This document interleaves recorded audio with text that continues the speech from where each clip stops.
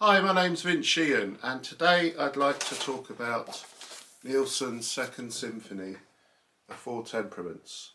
I'd like to go through this work, exploring how it's put together, because I do believe that having some understanding of structure in classical music can greatly aid our appreciation and enjoyment of it. Now, Nielsen wrote this between 1901 and 1902, and it was premiered in December of 1902 with Nielsen himself conducting in Copenhagen, and then in 1903 it was performed by the Berlin Philharmonic, which came from the support of Busoni, who Nielsen knew for at least 10 years by this time.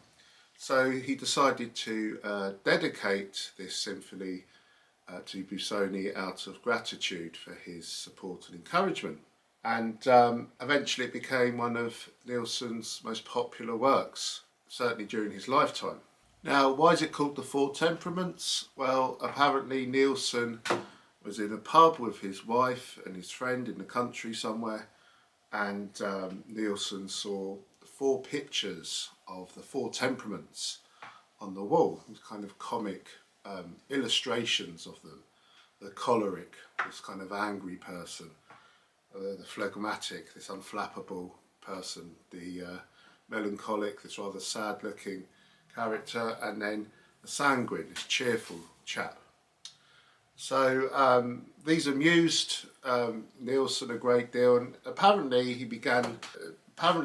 got some very tangible musical ideas just from looking and thinking about these pictures. He writes, "My friends and I were heartily amused by the naivety of the pictures, their exaggerated expression and their comic earnestness. But how strangely things can sometimes turn out. I, who had laughed aloud and mockingly at these pictures, returned constantly to them in my thoughts, and one fine day I realised that these shoddy pictures still contained a kind of core or idea, and just think, even a musical undercurrent." And then soon after that he began work on the first movement. The first movement, Allegro Colorico, is about the angry person. Apparently the angry illustration in this set of pictures had this guy on horseback with a sword threatening everyone around him. And I think this movement is absolutely marvellous. It really is such an exciting, daring, thrilling piece of music. It's in sonata form, and we begin with this idea. The first subject.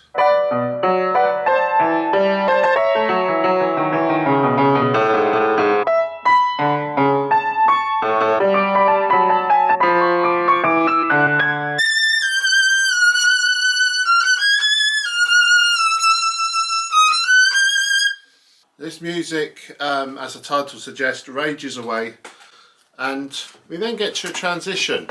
We have this overlapping idea in the strings.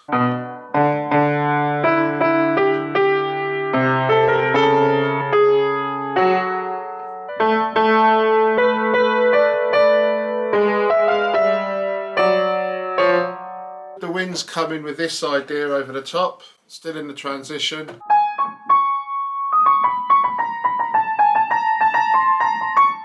And we come to this kind of crest of a wave just before the second subject.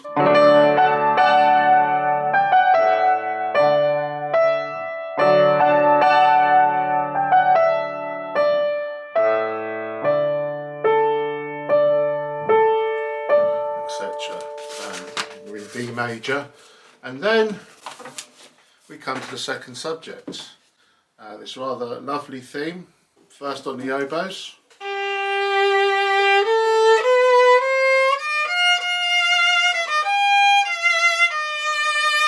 First violins then pick up an octave higher.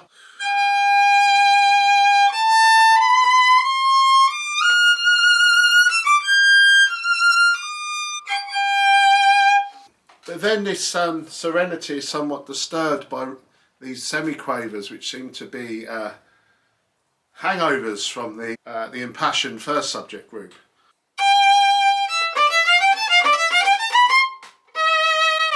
But then we're back to this this noble theme again with this grand fortissimo climax.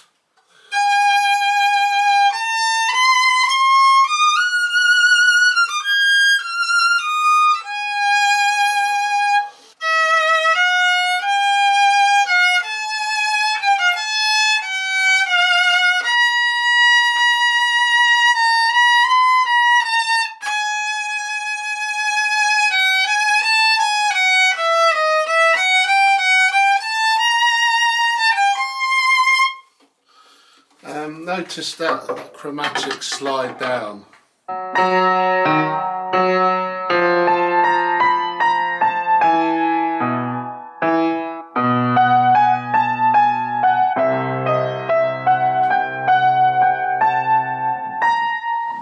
Etc. That descending harmony in the bass, that's something which will be accentuated later in the recapitulation.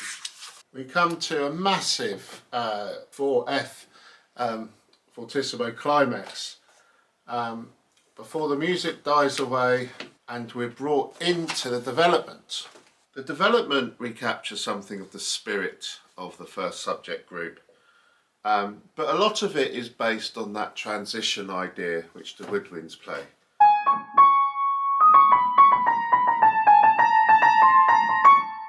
And we also hear snatches of the second subject as well.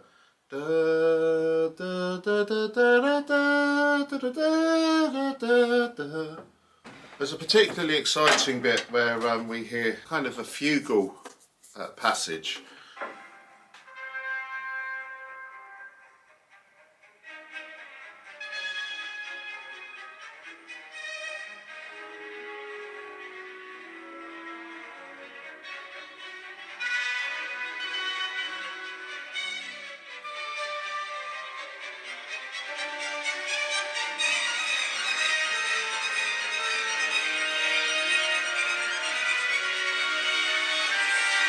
We come to an incredibly exciting climax and then the dynamics drop again and we're reminded of the second subject again.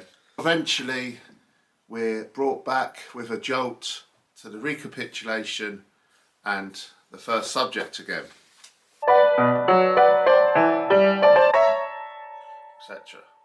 We have the transition, we have the second subject again, and here in the second subject group, remember that descending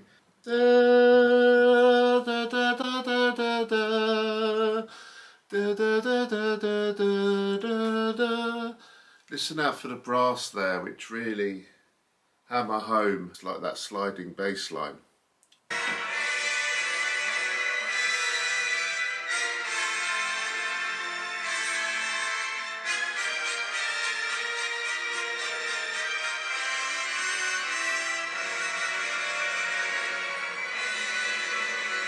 We then come into an amazing part of the symphony, the Coda, which just sounds so incredibly fresh and original even today. We have these chords that swell from pianissimo to these sforzandos accents with these really wide intervallic jumps in the strings.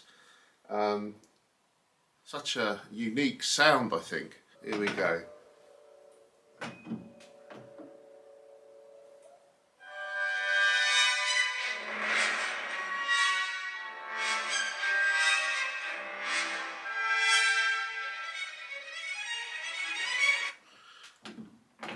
Isn't that exciting? And then we're back into the hurly-burly of the first subject, semi-quavers. And then the Coda has an additional section.